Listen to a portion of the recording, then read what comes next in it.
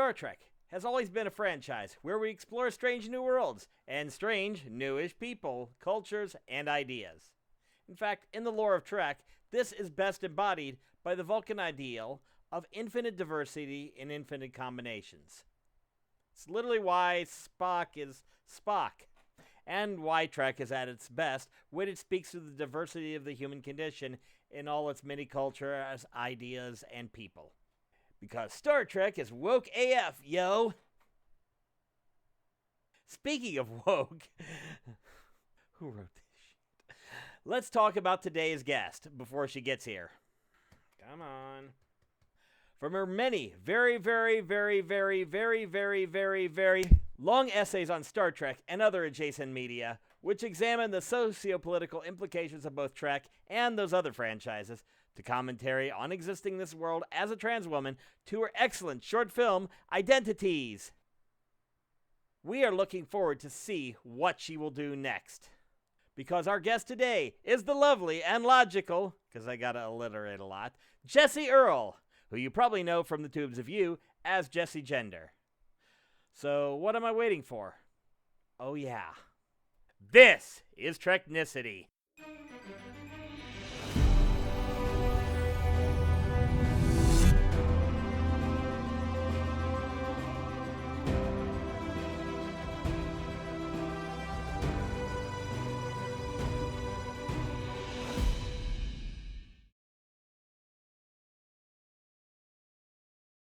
Welcome to Treknicity, a Star Trek podcast, where we do the deep dive on all things Star Trek. I'm your host, Patrick Murray, and here, just to see if Patrick could actually pull off this interview without making an ass of himself, my co-host, Kat Drake. Sup, nerds? Did I break you with making fun of myself? Because I wrote that? No, I just have too much caffeine in my system. There's nothing wrong with that. Hell yeah. Speaking of too much caffeine in their system, in this episode, we're talking about space and said Final Frontier stuff with our very special guest, Jessie Earl, more commonly known on the YouTubes and socials as Jessie Gender. Hey, hello. Should I make fun of myself now?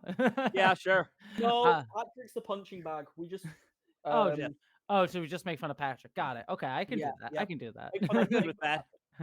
You're like the Alex Horn of this show.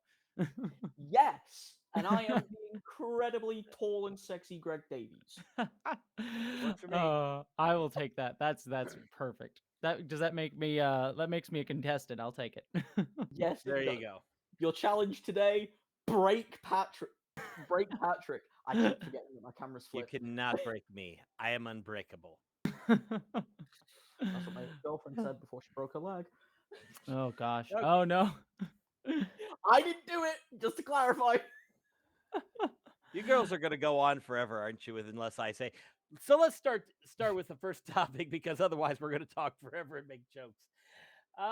So to begin, obviously we had you on here to talk about the state of Star Trek today. Which I think you've got a few things coming up in your work and videos. Some essays you're going to be doing on Star Trek. Yep, starting very with much. the whole new Strange New Worlds review. Yes. Yeah, no, I mean, we can get into the nitty-gritty of it, but I was not a fan of this season of Strange New Worlds at all. Probably Yeah. thought it was one of the worst seasons, one of the worst seasons of modern Star Trek, and definitely down there is one of the worst seasons of Star Trek, generally speaking. In other words, we're missing Discovery Season 1 with its Klingons. Right. Well, okay, so this, I mean, I can get right into this, but everyone always hates on Discovery, but I love Discovery. But even with just my love of Discovery, I acknowledged it had issues, but it was always trying to say something. Every season had something that it was trying to say, and it got messy. It didn't always say it very clearly. It got wonky at times, but it was very clearly trying to say something. Even really terrible seasons of modern Star Trek. I think in particular Star Trek Picard season 2, which I found to be probably one of the worst seasons of this modern era. At least went out of its way to do things like say ice bad, very, very surface level and not very like nuanced, but it did say ice bad, which is an energy I can get behind right now. But this season of Strange New Worlds was just trying to be this empty Space New calorie World? Star. Yeah, it's just empty calorie Star Trek that ultimately at the end of the day, like, it is fine in terms of like, it's like, I find it kind of boring and vapid and just kind of annoying. But then would ultimately start reinforcing in like really bad norms and ideas because it's not thinking about them like 4.5 Vulcans and it's endless biological essentialism and eugenics. So Yeah, yeah, yeah. yeah, So yeah. When redoing Enemy Mine is the best that you can do in the season. yep. Yep. I mean, Exactly. It's literally just like enemy mine. Even then they kind of get cowardly, right? Like, why not bring the Gorn back and actually like do something interesting with the Gorn instead of being like, oh, we'll do the save option and like, hey, look, it's the Metron again doing Metron things. Do you remember that? Yes, and we're gonna wipe it out so Kirk can do it first. yeah, I Yay! mean, hell, I mean, that episode was more just, yay, Ortega's the pilot episode. Mm. And Well, also, there's more we got. and it like, Yeah. and what, and it makes, and it like actively makes this is okay. This is sorry. I'm already in a rant mode, so apologies. Ran away. I'll rant at you, but like, it makes the original, it makes the stuff it's referencing actively worse. With the terrarium episode, right? It um the Metron showing up is just a bad reference thing, but the Metron also says at one point, we'll have to alter your perception to make them be seen, like, so we'll like you'll see them in a different way next time, which is clearly a reference to explaining why the Gorn looks like a weird dude in a rubber suit. In the original series is like a weird explainer line, but it has this offshoot line by trying to explain why the Gorn looks like a person in a rubber suit in the universe of Star Trek. What it says then is that the Metron made the Gorn look more like a human, quote unquote, in the original Arena, which means that like it implies that the reason that Kirk in Arena was more willing to show empathy towards the Gorn was because they were more human, which is not what Star Trek's been about. Star Trek has always been about like you should have empathy for things even when they are the furthest from what you relate to instantaneously as a human. That's why you had episodes like Devil in the Dark or Arena in the first place, saying we can empathize with a weird little lizard man who sounds like me when I'm like running after being at the gym, going. Ugh. Um, Or the furry lump of stuff that was the Horta. yes, exactly, and it does that repeatedly. Like Wedding Bell Blues annoys me so much because it is the original episode with Trelane was this episode quite literally about like violence, and it had this very core Star Trek message of we to actually evolve and grow, we need to choose to do so and choose to stop picking violence as our first option. And Trelane is this character who uh venerates violence and glorifies violence and thinks humanity is still the same way because of the delay in time getting into a stelloscope and everything. So he keeps trying to push Kirk into being this like violent guy and to try to retaliate. And then the reveal at the end of the episode that Trelane is a child, reveals that like this mentality of being choosing violence first and loving violence is a childlike mentality regardless of how much power you have. And it was also important, while there has been the fan theory that Trelane has been a Q for a very long time, it was very actually important in that original episode that Trelane's powers actually came from that mirror because it was showing technology is what gave Trelane his powers. And it was saying, even though this guy who had godlike powers was more technologically advanced than humans, he was still less evolved in the sense, quote unquote, less evolved in the sense that like he still venerated violence. And what made humanity grow was not our technology, but our choice to choose violence.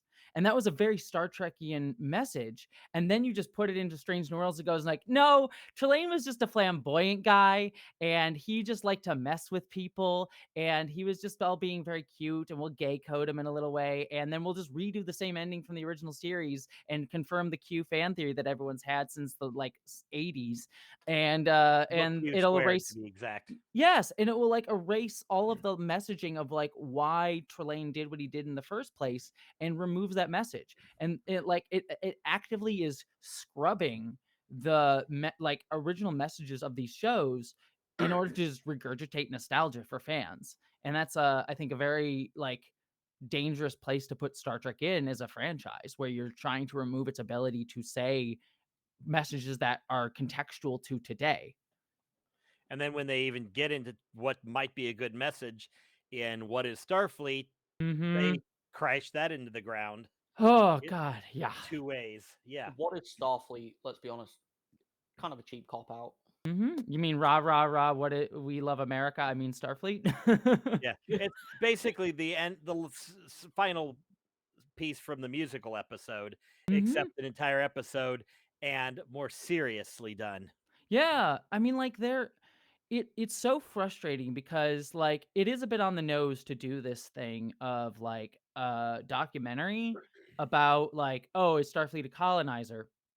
Because like that's been a question that's like been a part of Star Trek from the beginning. Like so many Star Trek shows have tackled it, um, and like like it's always been very clear that like Star Trek has kind of represented two different things, right? It's been America like as as it is today, just sort of presented into the future, where you had episodes like in the original series where you had like the Kirk like being sort of an alternate to the Klingons, and they're being very overt like USSR versus US metaphor with like the using proxy wars and like pointing out how the Klingons were an expansionist empire versus the Klingons being the Federation being like a multicultural democracy, and yet they were still using colonial influence to try to like, you know, do proxy wars and to try to influence different areas to try to one up the Klingons. Like they were both complicit in that. And so like, and these are things like Next Generation would have. Like Next Generation was more like Reagan era rah American exceptionalism, and then but it still would like question institutions. It would be more like there's a few bad apples, like Admirals in there, rather than the institution itself, but it would still question those things. Where and then Deep Space Nine was much more cynical about it. Discovery obviously was questioning institutions as well, but like when we get here, like the episode like brings up this question of, oh, is Starfleet a colonizer in an overt and on the nose way? And yet it runs away at the end and says, you know, the difference between a federation and an empire is the people. And I'm like, that doesn't fundamentally answer your questions that you were asking at the beginning of the episode. Of like, is the federation a colonizer? Because like federations and empires are political structures, not groups of people. And so like if the only reason a political system works is because the people within it do the right thing despite the institution, that means still the institution is messed up. And yet the episode never wants to deal with that. And it Just blame Beto. yeah, just blame Beto as like this biased guy, which has this like thing of like, well, you know, youthful activist, you're just biased and you don't understand. The adults in the room really get it that we're actually Team America World Police and it's fine. Now come to dinner and we'll show you that it's the people. Yeah. Oh my god. It's just like I it's so bad. Yeah. It really is. And you know what? The because Beto is kind of the Gen Z equivalent in Mhm. Star Trek, at least what I can tell from it. Yeah. And you know, as a Gen Zer myself, what he's doing very similar to what my generation is currently doing. And I watched the episode and I was like, fuck. Yeah, I mean there is like the frustrating thing there is a question to be had about people who come into documentaries with a bias. But like the episode itself doesn't seem to understand how documentaries work. Like the example that I use as like a good kind of a contrast to this is there's the episode of Babylon 5 called "And Now for a Word," which is Yeah. a Fox News, essentially like think of it like a Fox News equivalent of goes to Babylon 5 and makes like a propaganda piece, basically arguing we need to defund Babylon 5. And so the whole episode is like this very clear. They have a biased framing. They're coming in with what they want to say already made, and everything that they ask, like every time they ask a character question, it's very clearly framed in a way to make them look bad, and to make their ultimate end argument.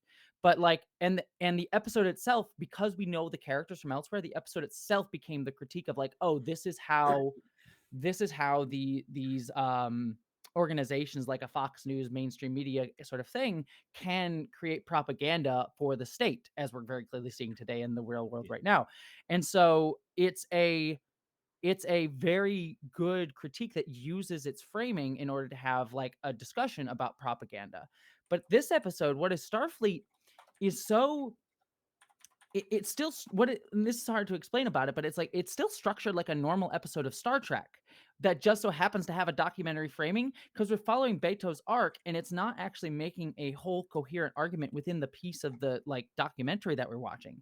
It just like the answer that Beto comes to at the end is a complete like undoing of the original critique of the episode. Sorry, I hope I'm ranting too much, so I do apologize. I'll stop. No, But like it's just so perfectly bad. fine. Yeah. No, it's here. perfectly fine. Oh Just my goodness, camera. Patrick Keep is talking.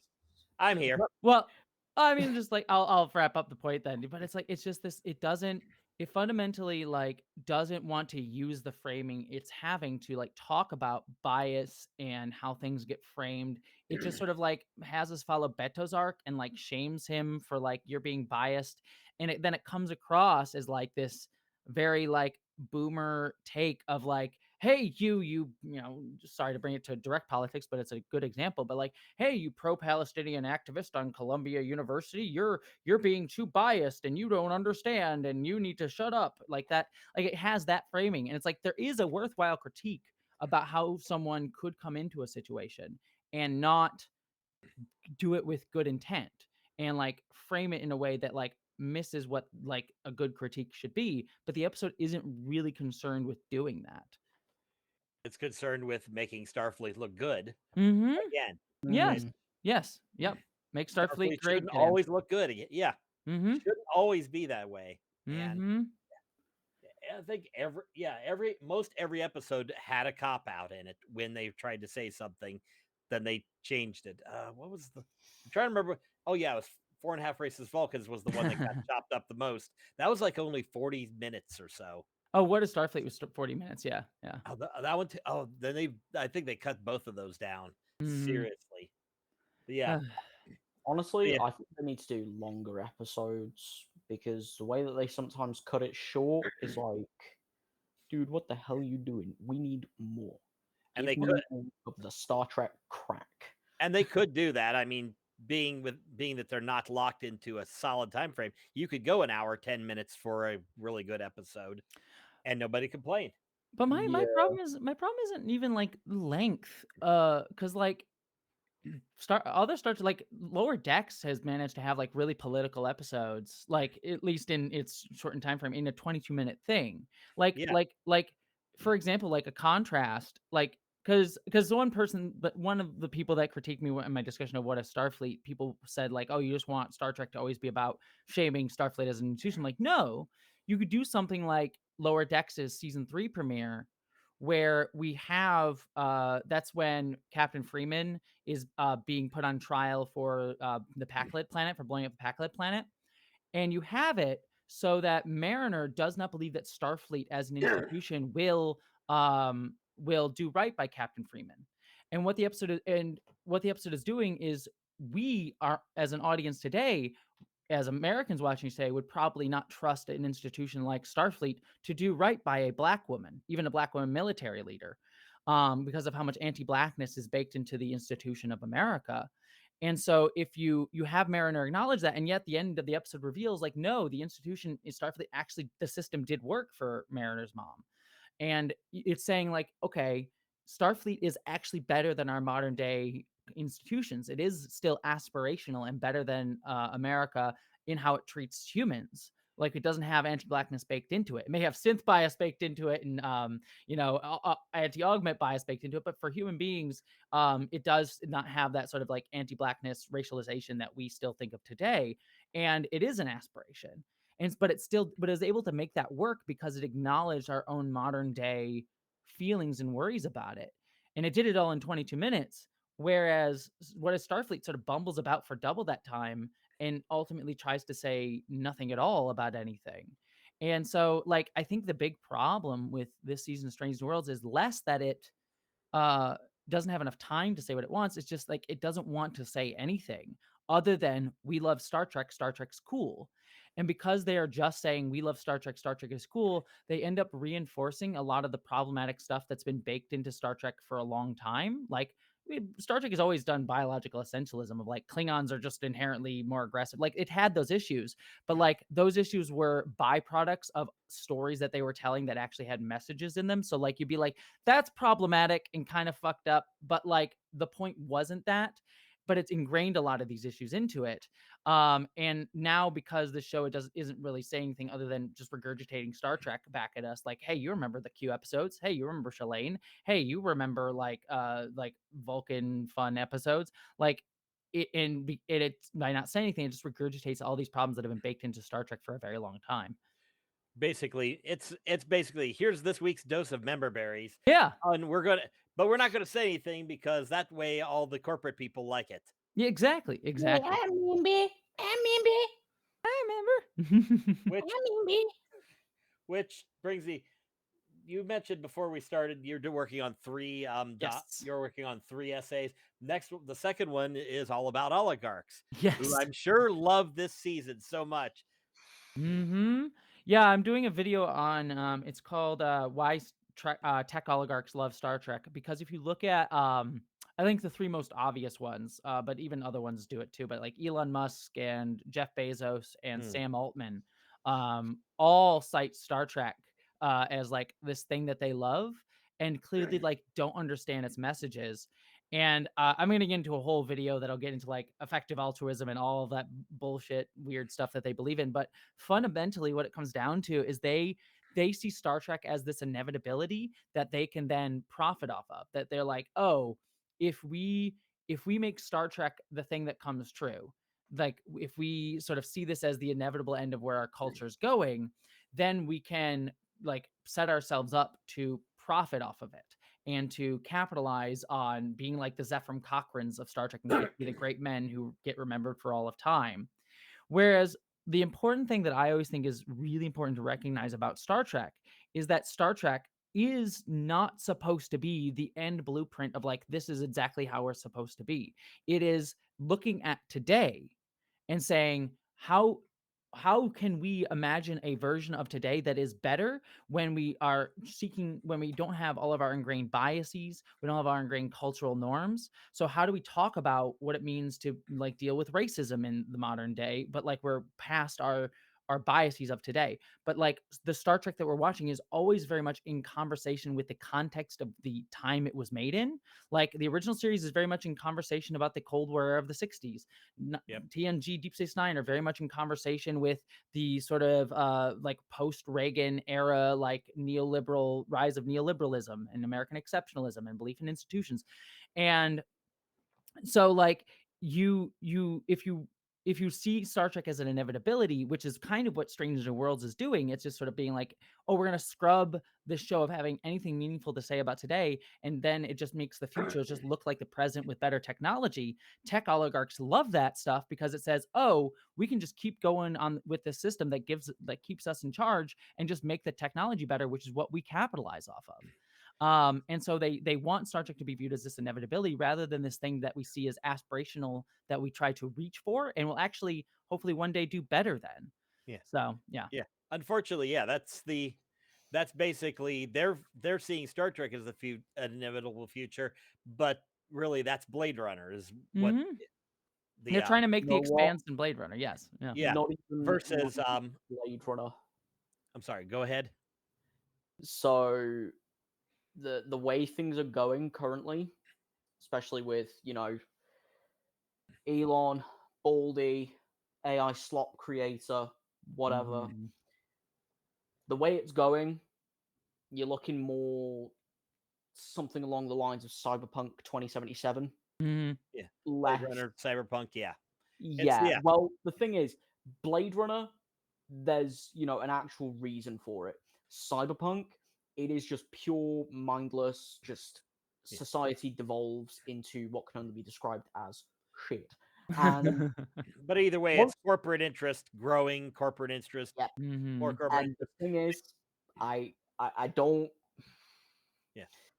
As an ex-employee of ketamine sniffing Elon Musk, I can tell you his plan probably goes a lot further than this whole be-all end-all of Star Trek. Yeah. He has integrated so much actual BS into the hierarchy structure at Tesla, we'd be lucky if he doesn't find a way to Doge everything. Oh, I'm sure. I mean, that's just what they want to do, right? They want to try to capitalize on all of these things to try to like sell us this utopian future, but ultimately just be the ones that get to run it and be in charge of it and try to just like mine it for efficiency. Like everything has to be efficient, everything has to be a like product, and like to steer it back towards Star Trek. It's why like Strange New Worlds and these like sort of it continually has these messages of fit your role, like the Ortegas episode, right? Which was like the whole arc of that story for the Ortegas episode in season 2 was Ortegas wants to explore a different role to go on an away mission for the first time, and then the episode says like no, stay on the ship, and Ortegas is disappointed, and then the episode has her remember that like she loves flying the ship, and the ultimate like point of the episode, the like lesson let's learn is like you should feel okay just doing your role and never and don't really worry about getting to try out other identities. Just fit the role that you are supposed to fit for society. As queer people, I'm sure we could all see how that's like a really weird and kind of like very status quo conformity message of like, oh, you're told to fit your role for society. This is your perfect role, and you should just be fine there. Never explore any other identity. And again, that's how like that's a very status quo message. It's a very conformity message, and it is what tech oligarchs kind of want too, because it is they very much want to just like have everyone just be efficient, fit your roles. You see it in a lot of like, again, not to get overly political, we don't have to stay in this spot, but you hear it in a lot of the messages of like, you know, anti-autism, ableism stuff that like RFK Jr. says like, oh, they need to be productive for society. Like everything's about productivity and how you can be best utilized rather than enabling you to find yourself. And again, the comparison, like everyone always makes fun of Lower Decks is like, oh, Lower Decks is just a show about like referencing nostalgia. I'm like, no, Lower Decks actually has so many good messages about how to understand Star Trek. Because like episode 2 of that whole show, like compare the Ortega story to episode 2, where Rutherford is like, I want to try out a different job on the ship. And everyone's like, the joke is like, everyone's like, yeah, that's great. Go try out being in security. Go out, try out being in command. And at the end of the day, he comes back to realizing I like being an engineer and I'm comfortable here, but he has had the chance to go and explore identities and know that about himself. And that's okay that he ends up being like still being an engineer, but he was enabled to explore other versions of himself that make him that and come to the terms of like how he understands. But it's like something I wish we in our culture today would do more with like cis and straight people, right? Cis and straight people like are like, I have to be cis and straight all the time. And it creates this like sense of like, especially in masculinity of like, I need to be super manly and masculine all the time to prove my masculinity. And if we just enabled more men and just people generally to be like, you know, I think I'm cis, I think I'm straight, but what would it be like to wear a dress, or if I'm a cis dude, or what would it be like to have you know relationships with a guy? Oh, tried it, wasn't really for me, didn't really like it, but now I know. And I think that sense of being more comfortable in your identity would, even if you do end up just being considered cis and straight, I think that would just help society so much more. And that's why Lower Decks gets Star Trek to be, and Strange New Worlds over the past few seasons has just not. Yeah. Strange New Worlds, even season one, first episode, they point out what it took to get to where they are, and that was blowing up the whole world. Mm-hmm. Yes. Starting with anti-pro-Trump right? Yeah. Oh, Yeah. well. Yeah. Yeah, they started off well, and then they've just gone down, and now we're in season 3. Yep. It's with the it's pandemic of 2025. well, that's the thing. Yeah. This is I get this into this in the video where it's like this is the like I mentioned this earlier. Like the problem with Strange New Worlds is it takes a lot of the problems of Star Trek that have always existed and like put them under a spotlight in a really bad way. In the sense that like, yeah, this whole idea that like there's a vaguely undefined World War III that happens that then eliminates our systems, and then yada yada yada, the better Star Trek future exists now.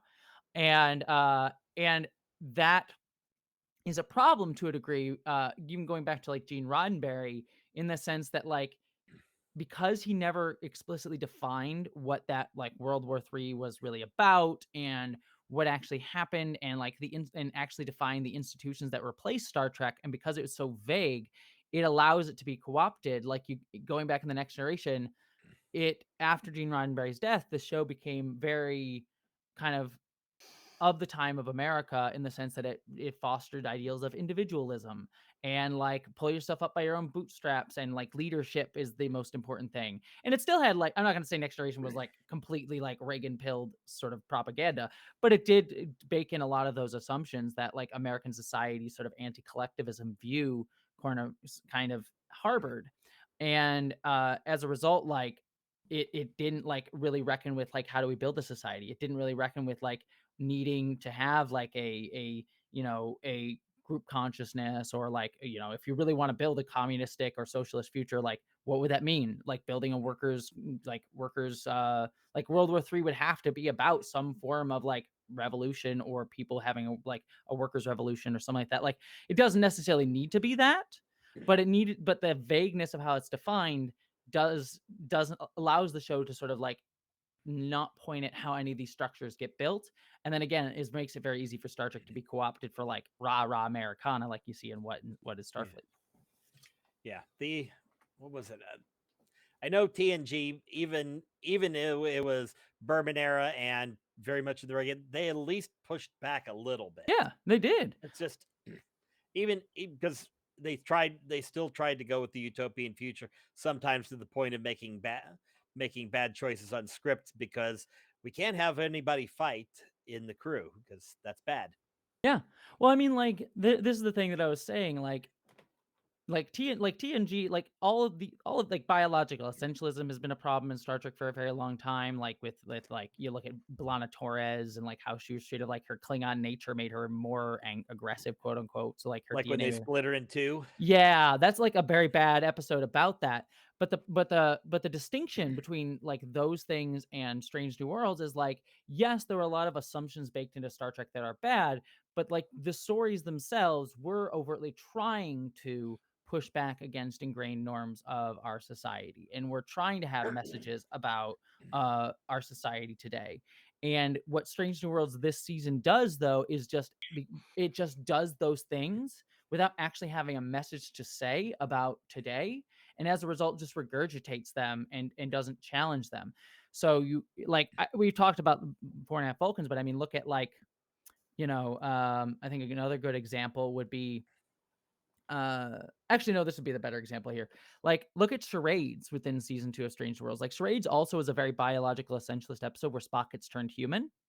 And so it had a biological essentialist problem in that episode of like, oh, Spock becoming human makes him suddenly forget all of his Vulcan cultural learnings about like logic. He just suddenly forgets it for all of a sudden.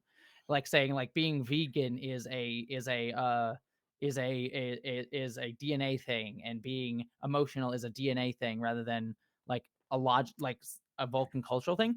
But the point of the episode was, at the very least, was more about like Spock coming to understand the prejudice his mother faced as a human growing up in Vulcan society, and like having to come to understand like her perspective. So the episode had a lot of biological essentialism bullshit in it, and it's very much a problem. But the message of the episode was not like underscoring that and highlighting that. Whereas you get into 4.5 Vulcans, and you get this message at the end of the episode where it's like, oh, La'an is like genetically coded to be evil, and all Vulcans are like inherently like about Dicks. purity and dicks, and like culture equals your DNA. And it's because the episode didn't have anything to say. It was just doing like comedy bits, like Spock going like, I need to change the locks like in my video essay I'm doing is like, what, this is like a joke from Everybody Loves Raymond of like, oh, I gotta go change the locks on get back there and apologize before she changes the locks on the door. Like it's not saying anything, and so it just regurgitates all of this shit. Yeah. Don't forget though, they had the slow walk down the aisle with the music and spinning a lurpa real slow. Yeah, that was cool. Yep. We had that in a movie once. Yeah. Member berries. Also, like, why did none of them? This one just bugs me. This is a costuming thing, but why did none of them change out of their Vulcan outfits after they became full Vulcans? It gives guy who went to Japan one time and got so connected to their culture that now he wears a kimono all the time. You know what I mean? Yeah. No, do you know what? Two things really to say about that. Yeah. Number one, I love. So here's the thing: with Anson Mount's official costume in the show, the official listing on his costume is that his hair has to be 4 inches. Okay? It's so funny. They basically doubled that for 4.5 Vulcans, which was hilarious. But That also, is- when you were talking about all the genetics and everything, I think it just kind of steers away from the fact that Vulcan logic is, I don't know, maybe you could say it's some sort of code of honor. Yeah, we went there. I mean, at least like again, at least Code of Honor was like honest. Two things, and this is very interesting about Code of Honor. Like Code of Honor, deeply racist episode, Very. deeply racist fucking episode. But like at least it was honest about its racism. Like I think the problem with 4.5 Vulcans, well, one of many problems. I shouldn't say this is the one problem, but like trying to explain the problem of 4.5 Vulcans to a lot of people has been frustrated because they're like, they're a made up alien race. And I'm like, yes, but the logic that this is based off of is the same logic as a minstrel show. Like, to be very clear, the history, the real life history of blackface and all of that stuff, it has way more historical context. It has done more real world harm than like made up Vulcan aliens. But the same exact logic that is like we put on the racialized features of a group in order to make fun of them is the same exact logic that we are seeing here in 4.5 Vulcans. And it reinforces this like making fun of racialized stereotypes and racialized features. Yeah, and it also like has this weird implication of like, oh, to be human is better, because like the only Vulcan that comes out of the whole episode appearing not like a dick is Doug, who they make explicit points to make like he is the most human like. They're like, he is the one most like humans. His family is obsessed with humans. He's so curious about humans. So the one Vulcan who is like the best Vulcan of them all is the one who is most white. I mean, excuse me, most human. You know what I'm saying? You know what I'm saying? Like that's the kind of like vibe there. Yeah, pretty much. Mm-hmm. Yeah. Although Doug was awesome. And there's a Oh, Penrose was great. Yeah, I have nothing against him. So the post credit with Ethan Peck and him doing their back and forth was just fun. Yeah, but okay, sorry. I didn't catch it on first watching, but then I had to just go back and watch, and it was just I'm enjoying this. I just think a Vulcan named Doug is hilarious. It is, but okay. So this is something that got pointed out to me. Had to replace the slave name. Wait, well, if you think about it though, in the canon of Star Trek, right? Vulcans in Enterprise had a very paternalistic, like we will come in and like control your technology, stop you from like growing too fast. It had this like paternalistic colonialism vibe to it, in that like, oh, you're savages and we will help you grow. And so Doug having this weird like fetishization for human culture kind of reads like a like, ooh, can you spectacleize being human for me? You know, this culture that my culture once colonized, yeah, like not directly, but indirectly had like colonial soft imperial influence over. Can you perform that for me? Also, we like to take your names. You know what I mean? Like there's a weird, uncomfortable, like, what if I wore dreadlocks sort of vibe to that as well. You know what I mean? Again, I want to be very clear in case, because like I make those comparisons. Like there is very real, actual historical harm like with these like direct connections I'm making, but in it the is real world, yeah. So I just don't want to say they're one for one, but there is the similar logic underneath these things. Yeah. So. I mean, hell, although to be fair, this episode, this was the least terrible part of it. If yes, we might have commented on it more if this was the worst part of the episode, but no. Yes, we had 4 Vulcans being complete dicks. Yep. Yeah. So. Not even Vulcans. They're pseudo Vulcans. Mm-hmm. Yeah. So yeah, it's a very depressing thing. And what's funny to me though, what's even funnier about that episode is we just got, I don't know if you listened to it, we got Star Trek Con, the audio drama that just came out. I have not listened to that yet. I would really recommend it. And it's very, very funny that this releases right now, because that is very much directly dealing with ideas of eugenics in that one. And I was like real worried when I heard it announced, and then really even more worried after 4.5 Vulcans. I'm like, oh, dude, Star Trek dealing with eugenics in a direct way may not be good. It's actually very, like, listen to the audio drama. it is really, really good and actually understands the problems with eugenics. And it actually gets it really, really right so far. So I would highly recommend it. So Okay. So let's see here. What else do we have? Oh, so you mentioned three things. Obviously, the review of the Strange New Worlds, the oligarchs and Trek, and then you were going to do something on Ferengi coming up. yes, yeah. This one, it's I'm very excited about it. It's already done. It's to promote my Patreon. I have a Patreon, and the video is already up there for patrons. But it's a video about how and again, it'll follow right after the Tech Oligarch one, where it's about how the Ferengi are actually one of the best aliens in Star Trek because they represent us today. Like it goes back to my point, right? Of like Star Trek is always about how do we try to reach for something better based on the context of today of like, oh, Star Trek's always been about like, here's the thing you're wrestling with in the modern world of today. Let's talk about it within the context of the future. And the Ferengi are so good in the sense that they represent a version of us today, in that they are living under a capitalist society. And so you start off with them in TNG as these like, oh, they all like that very biological essentialist, like Ugh. all Ferengi are greedy little goblin monster people. But then you get to Deep Space Oh. Nine, and they do such a good job of saying like, no, that's their culture, and all of these people like Quark, Rom, Nog each have their own reactions to that cultures in very different ways that speaks to how like they are still trying to be better even within their culture. So like Quark like is very much the like very typical like Ferengi businessman, but even you have these moments of where he pushes back against like how he is told to dehumanize himself, like in body parts, where he's like, "Oh, I'll commit, like destroy my like economic personhood in order to save my real life like personhood, even though society tells me to be in a capitalist death cult and I should value like killing my own body over like killing my own economic personhood."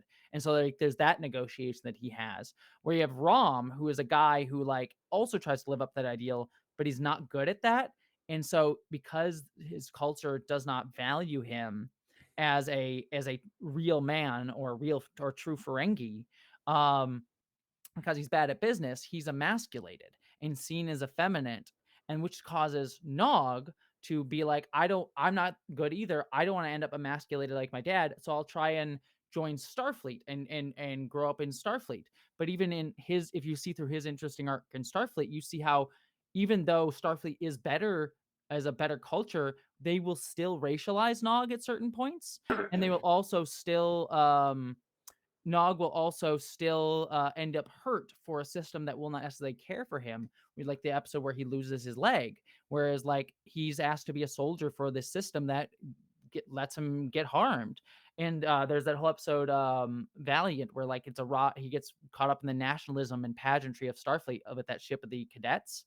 Still things Where, go sideways and yeah, everybody dies. yeah, and it points out like just belief in the pageantry and nationalism of Starfleet isn't enough. And so like there's each of these characters have these such interesting commentaries about both Starfleet and capitalism and like being people living within a system. And how do you choose which ideals you live up to? And I think Deep Space Nine is very cynical about institutions being able to like institutions will be systemically biased and harm people, and yet within those institutions there will be people, most often the ones who are most marginalized by it, because a lot of the Deep Space Nine crew are like the outcasts and weirdos of Star Trek, will still hold those values up more than maybe any other. And so I think that that's like why like Deep Space Nine may have a cynical view of institutions, but has a really hopeful view of humanity and human nature and the future. So Absolutely. So Definitely. Yeah. so so what do you, so my last question before we get to finish up on Star Trek. Next year is 60 years of Star Trek, because it's been around longer than even I have. I'm the oldest person here, so yeah. So, what do you think the future holds? Is it going to get sucked down into the corporate hellscape, or do you think we can pull back out with what's on tap? it's it's going to be interesting because here's what I think is going to happen. Because outside of Strange New Worlds, I think Strange New Worlds is more than likely, because they've already written most of it, going to end up kind of in its last 2 seasons being this sort of very safe Star Trek and doing these sort of like making Star Trek into a product rather than anything that it has to say, just an empty, vapid product.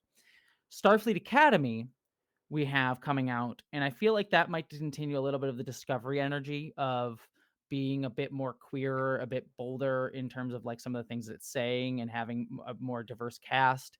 However, I think that that's going to, I don't know if the show's its target audience is meant for young adults, and I could see that coming across as very cringy, and it's going to probably get vilified in the same way that shows like Star Wars The Acolyte got vilified and things like that by a certain segment of the audience.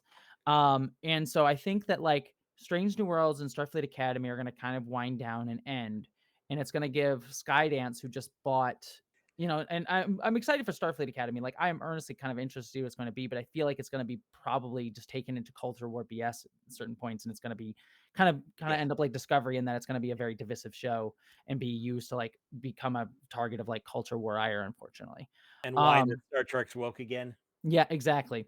even though it's been woke for 59 years. I know it's stupid and annoying, but I just see what that's going to be, and I see like what's probably going to result is that the Skydance is going to want to kind of reset, and that could be both a good and a bad thing in multiple different directions, because I feel like the direction that Star Trek has taken these past few years has been to try to just make it a product with nothing to say. Section 31 was also a good example of this, where it was like, oh, we'll just make it a bland action movie, and it won't be very Star Trek. It'll just be a bland action movie because we want to just like bring new people into Star Trek by selling a bland action movie, I guess, instead of being very specific.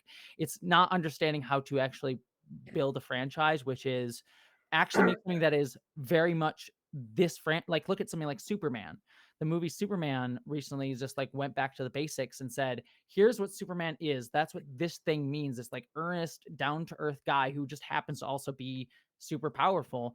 And this movie had very political statements about like, anti-imperialism, anti-colonialism, anti-tech oligarch. Like it had those messages kind of very much baked into its story.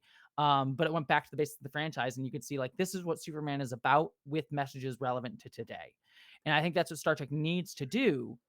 And so I think getting into Skydance, kind of having a chance to reset it, could be a chance for it to do that. Unfortunately, the danger of that is if you look at where Skydance is in terms of its like, it's run by David Ellison, son of Larry Ellison, the richest man in the world and tech oligarch who runs Oracle. It's been hiring like an ombudsman to like not criticize the Trump administration. It's removing DEI programs. So I could see a world where Skydance then keeps trying to go on this train of like have Star Trek be the like tech oligarch franchise of like we'll highlight technology and we'll highlight the better future, but we won't actually speak to like queerness or social issues that Star Trek has always been wanting to talk about, or like government. But there is a world where in a weird way it actually could be end up being more political, in the sense that like some tech oligarchs do really like anti-government messages, like anti-institution messages, because they are very much like anti-government control. I mean, look at David Ellison praising South Park of all things. South Park I get annoyed by, and it's not very good either in terms of how it deals with stuff. But like David Ellison recently praised South Park and like, look, it's going after Trump. Da, da, da, da, da. And so like there is a weird world where Star Trek is allowed to say more things. It just may not be able to say anything about the Elon Musks of the world. You know what I mean? So like I don't really I think what the two paths ahead for Star Trek are, it becomes more of a bland product to just be, and kind of continues down the road of Strange New Worlds, or there's a chance that it can say a few different things, but it will be kind of more in the vein of like a TNG Deep Space Nine era thing, where it'll say some certain things, but it'll always be from the perspective of the mainstream. Because you got something like Discovery was very much like, here's the queer people that get to have the perspective. Here's people of color who get to have central perspective. Whereas I see a Skydance Star Trek will still be like, hey, it's still the white dude in charge. It'll still be the like approved diversity cast, but we'll have an episode about like, hey, treating trans people is wrong. You know what I mean? So like, I don't know. It's a weird direction. We'll have to see where it can go. You know. Yep. Yes. In short, the problem is Star Trek needs to sort out its identity, Mm-hmm. And I I mean, how which we is my awesome transition to a little movie that you made called Identities. We're yes, gonna have to talk about your movie. yeah, yeah, you might not have heard of it. Who knows? yeah. No, who Identities? Never heard of it. No. Yeah. Yeah. So yeah. So you shot this last year. I'm trying to remember. It was So I 23, shot it. 24 I shot it in 2023. It released last summer in 2024, I believe. on Nebula. So on Nebula about a year ago. So yep. When I got my Nebula subscription, strangely enough. I Yep. wonder why. To be fair, I will be honest. I had no idea that Identities existed until Patrick gave me the login, and I was like, So you could "Oh, this is watch it fire!" so we could all watch it prior to this episode. Yeah. Oh, well, maybe just be glad. It's on Blu-ray now too. So Yo, Blu-ray! I love physical media. right. Hell yeah! Get physical media. Support physical media. So yeah, if you want to just talk about your experience there or anything you really want to bring up, and then we'll get to John de Lancie. Obviously, we're going to talk about him to bring it back into the Trek world a little. I mean, I'll talk about it. I could talk about it for hours, but that was just a big passion project of mine. For those of you who don't know, your listeners who don't know, it's Identities is a sci-fi film that I directed, which is a without spoiling too much, it's a boy and a girl wake up in a empty white room with no exits, no way of getting out, and no memory of who they are, and have to figure out a way to escape. But as they go, they start to learn that there are forces involved that are trying to dictate to them what their identity is. And it's meant very much to be a very overt queer and trans allegory about choosing yourself and in the name of people who try to sell you identity, try to sell you, like, talking about capitalism, it tries to sell like these things for boys, these things for girls. These are like the buckets of how you should express your identity through these like signifiers of, being a man, being a woman, like even if you had a society that said, oh, you can be whatever you want as long as it falls within these certain, buckets that we can sell to, you still wouldn't be able to fully be yourself. And so that's kind of what it's about. And the main villain of it is John de Lancie, also drag queen. Why am I blanking on her? Jackie Cox. Is also kind of plays a sub villain in it. And yeah, I mean, like, it was a very big learning experience for me. Like I said, John de Lancie was in it. I'll talk about him in a minute, but also Erin McDonald, who is the science advisor for the Star Trek franchise and appeared in Star Trek Prodigy as herself, was the producer, one of my closest friends on it. And it was also meant to be a pilot for a proof of concept pilot for a show that I currently have a pitch deck for. Right now in Hollywood, it's not the best time to be pitching, but I have a pitch deck for it. I'm trying to figure out ways to tell the story more, because while it is a very queer and overtly queer and trans allegory in the movie, I want it to also be a story, if it got to continue or I got to like do it as a show, about how all of us, whether we're queer, whether we're trans, whether we're straight, like everyone is sold our identities, and be about like this tech oligarch future that I've been talking about how they try to sell themselves as like these visionaries of a perfect utopian world that they try to set the terms of, and how you get to like what roles you're allowed to exist within. And in this world that I want to do, I want it to be this beautiful explosion of, you live in this very world that is very much dictated by the limited imaginations of these tech oligarchs. And yet what happens when you start and giving everyone the ability to make their own inner worlds the actual literal world around them? It's very much talking about our digital futures and like people who can manipulate reality, and be a story about people getting to express their inner selves literally, but then how that can also come into conflict. Oh no, we lost Kat. No. Do we? Oh. Well, well, let's continue. She'll get back here in a moment. Yeah. Well, I was just about to wrap out on that point, which was the point was like how there can also be tension within that, and how like what it actually takes to fight back against systems like this, because it's sometimes very easy to say like, hey, rah rah rah, let's all express our best selves and we can fight back against the system and everything's down. But like, one of the things that people don't talk about and show enough, I think the only one that's really shown this really recently is something like Star Wars Andor, is that when you're building up coalitions to fight against these groups, there will be tensions between them. There will be pain, and you'll cause hurt to each other. We're seeing that kind of now today, and without getting into super big politics of like how a lot of solidarity has been kind of broken amongst people because we've been turning against each other. And what we need more of nowadays is this ability to work across lines of friction to actually build a better future together and create a society where we work through tensions rather than come up against each other. So anyways, I'm pitching a show that Identities actually isn't yet, but like that's what the show would be. And so yeah, it was a proof of concept to get into all of those ideas, and but like in what it is right now, the piece that exists is very much a piece about choosing yourself and choosing your own identity in the face of a world that tries to tell you which buckets you're allowed to exist within. Yeah, because the binary Yeah. sucks. Exactly. In a world of black and white, be the gray. Exactly. That's exactly it.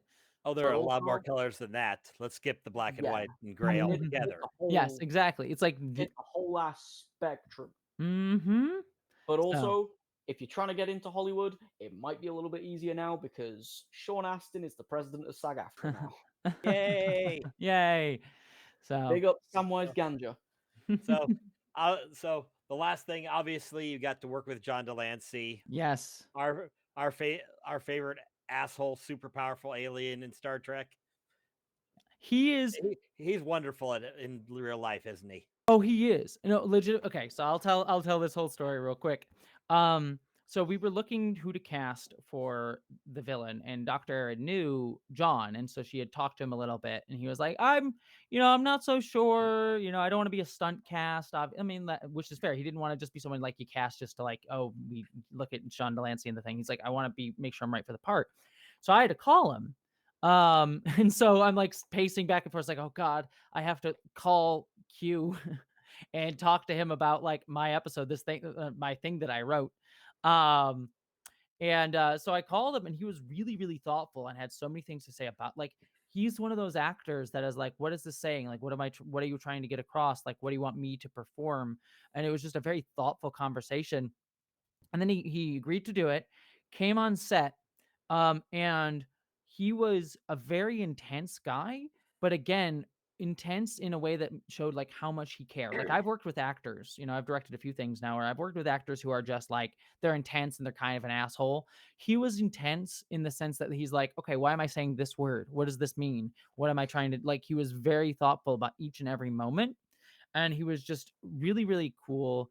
Gave so much of his time. The other thing too was a very queer set. Most of our crew was trans, non-binary, or queer in some way. He and not to think that I would think it would be some sort of bigoted asshole, but he's an older guy, which sometimes that like thinking in like with they them pronouns can sometimes be a barrier. It's just like, oh, sorry, I didn't mean to be rude, but I called you sir or something. Like I've encountered people like that, not trying to be dicks, but it can from never had a problem with any pronouns, never had an issue. Was super engaging, came up to me afterwards like, I'm really honored to be a part of this. Like I feel like I'm trying to say something, like this is saying something that like feels meaningful to like your community and everything. He was like very nice about it. And then he said to me like, if you ever need me to do voiceover for like or like ADR, which for the listeners who don't know is like when you like have actors come back up to dub lines if there was like a flub or an issue that happened.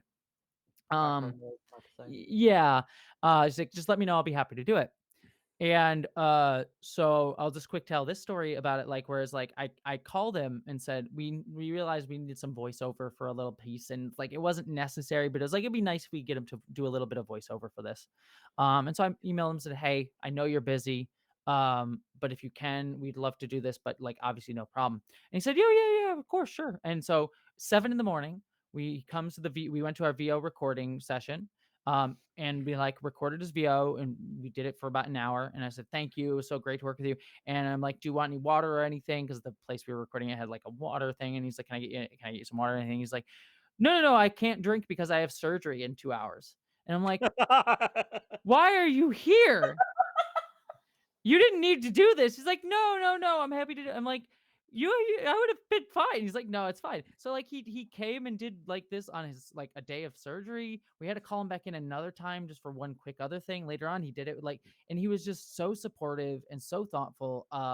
Legitimately just an absolutely wonderful man. Like again, he is just as intense as you would expect someone like him to be, but he is very sweet, very kind, and very thoughtful. So I have nothing but kind words to say about him. So Yeah. So, I mean, don't get me wrong. This might sound rude in regards to John de Lancie, but he's like the greatest grandpa in the world.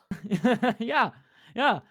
I mean, one of the things that I had him do was he he when I was younger, there were these audio dramas that he used to do called Alien Voices. I don't know if anyone here Mhm. knows him. If you listen to him, he did with Leonard Nimoy. They did this audiobook company where they did like dramatizations of like famous H.G. Wells stories, like First Man on the Moon or The Invisible Man. Got a bunch of Star Trek actors to do it. Like Kate Mulgrew was in some, Andrew Robinson, a bunch of others. They were really amazing. And I used to listen to those on repeat as a kid. Like I loved them. They like I fell asleep to them, and I had a cassette tape still of it. And so at the end of filming, I was like, I didn't want to be that, like he knew I was a Trekkie. And so I was like, I wasn't gonna hide that, but I didn't want to be that guy's like, can you sign my Star Trek thing? Um but I did go out to him afterwards and was like, "Hey, thank you so much for doing this. But these audio dramas you did meant a lot to me. Would you sign this?" And he signed. So I have a signed thing of the audio cassette I used to listen to as a kid. And like I don't want to speak for the man, but he seemed to appreciate that I wasn't just like Star Trekking at him. I was appreciating something he did out like Star Trek related, but not directly about Star Trek. So it was kind of nice. Yeah. Yeah. So Like, yeah, otherwise it'd be, yeah, oh no, another Q thing. Rolls eyes. Yeah. Smiles fake. Yeah. Okay. One other story I'll tell you one other story real quick. One of the jokes on set we were filming is we had a picture of Riker, Jonathan Frakes, just that we were just like at the entrance, like when people were signing in, you had to like sign into the set and everything. So we just had this picture of Riker that we just say, "Oh, thank you, Daddy Riker, Space Daddy," every time that we would like come in, just as like a joke to on set or whatever. And and I went up to my PA who was signing everyone in, and I said, "Hey, this is the day that John de Lancie's coming in. Let's just make sure to hide the picture. It'd be a little bit weird uh to have that out with John." He's like, "Yeah, I got it." I'm like, cool. My PA was like, "I forgot," and he walked in and saw it and just looked at it. He's like, "Hmm," and then just kept going. So it's just very funny. Yeah. I love it. Yeah.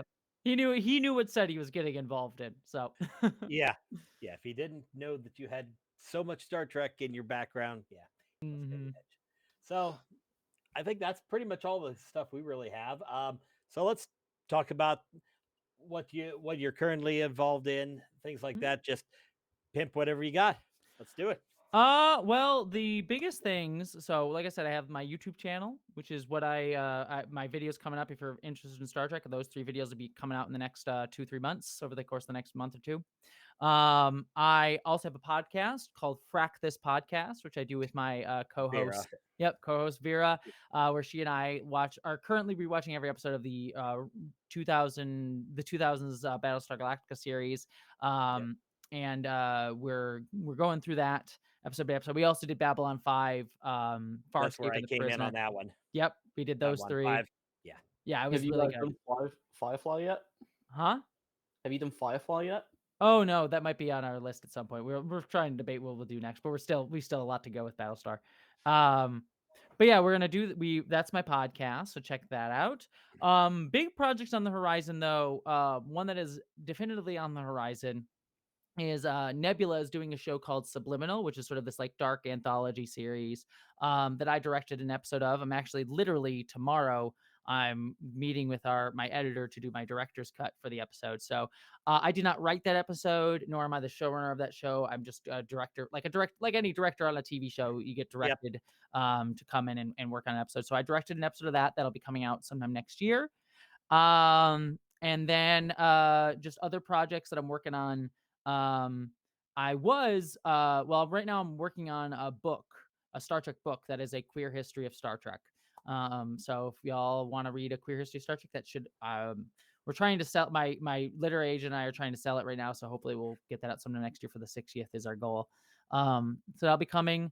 And then I'm working on I have a horror script basically done, that I am a feature film that I am looking to try to sell and produce within the next year or so. So those are just the things on the horizon, but Subliminal is probably the next big non-YouTube project that you'll see from me. And yeah, that's pretty much everything. And then I'm on Blue Sky, Instagram. That's the social media. So Yep. when I see me scream into the void about our current political moment, join me on Blue Sky. Yep. Yeah, it was like a few hours ago was the last time you were on there. Yeah. Blue Sky, so yeah. So yeah, so Jessie Gender Jessie Gender and Jessie Gender After Dark on the YouTubes. Oh yeah, Jessie Gender After Dark. If you want, that's where I do. After Dark is the YouTube channel where I do reviews of stuff. So that's where my Trek reviews live. Yep. Okay, so I think that's everything we could cover on that. So thank you very much for coming. Yeah, thank you for having me. It was an honor to be here. Sorry I ranted so much at y'all. Well, that's why we had you on for the rants. Honestly, yeah, it's nice not having to put up with Oh, Patrick, you did great. You did great. There you go. So that's all the time we have for this episode, Treknicity, with our special guest, Jessie Gender. So thank you for joining us on Treknicity, where we do the deep dive on all things in the Star Trek multiverse. I'm your host, Patrick Murray, my co-host, Kat Drake, and thanks to Lars for hiding behind the scenes and dumping this all on me. Okay, I'm just joking. Be sure to like and subscribe to our YouTube channel at Treknicity.com, as well as visiting us on our socials listed here, or find us on your favorite podcast service such as Spotify, Apple Podcasts, iHeartRadio, and Amazon Music. If you have ideas for future episode subjects, please feel free to drop a comment in the video or DM us on any of our socials. And as always, rock out with your Spock out. Till next time.